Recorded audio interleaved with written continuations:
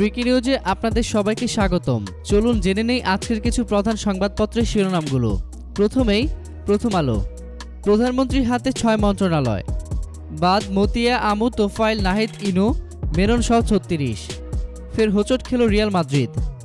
মন্ত্রী, প্রতিমন্ত্রী, উপমন্ত্রী হচ্ছেন যারা। টিভিতে আজকের খেলাসূচি। সরকারে নেই আওয়ামী লীগের শরিকেরা। গোল মিসের ম্যাচে বার্সেলোনার জয়। আমরাও আশা করি না ভালো উইকেট হবে। ঢাকা বিশ্ববিদ্যালয় ছিনতাইকারীর ছুরিকাঘাতে শিক্ষার্থী আহত।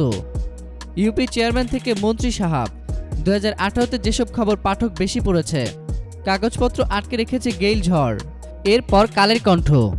নতুন জয়ধ্বনি, বিপুল আশায় জাতি। এবার পালা ইশতেহারের অঙ্গীকার পূরণ। ৫ কোটি তরুণের চাই কর্মসংস্থান। সবার আগে দুর্নীতি দুর্বৃত্তায়ন ভেঙে সুশাসনের আকাঙ্ক্ষা। কর্মসংস্থান বাড়াতে সরকারি বেসরকারি সমন্বয় দরকার। শহরের সুবিধা থাকলেই উন্নত হবে গ্রাম। অর্থনীতি, অঞ্চল ও রেলে গুরুত্ব দিতে হবে। এরপর যুগান্তর। বনানীতে চির নিদ্রায় সৈয়দ আশরাফ। চমকে ভরা নতুন মন্ত্রিসভা।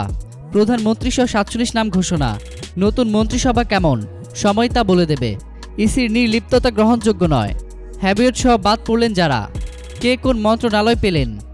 বিএনপি ও গণফোরামের কেউ শপথ নিচ্ছেন না। স্মিথ ওয়ার্নারের ম্যাচের নায়ক আফ্রিদি। ব্যারিস্টার নাজমুল হুদা কারাগারে। এরপর বাংলাদেশ প্রতিদিন। রুশ সুন্দরীর প্রেমে সিংহাসন ছাড়লেন মালয়েশিয়ার রাজা। দণ্ডপ্রাপ্ত নাজমুল হুদা কারাগারে। ঢাকা দিল্লির সম্পর্ক আরও ঘনিষ্ঠ। মাঠে নামেননি গেইল। চ্যালেঞ্জ আর চমকের মন্ত্রিসভা। বাদ পড়লেন হ্যাভিওয়েটরা। শরিক দল থেকে কেউই নেই। প্রথম এমপি হয়ে যারা মন্ত্রী হলেন। হুইল চেয়ারে এসে শপথ নিলেন এরশাদ।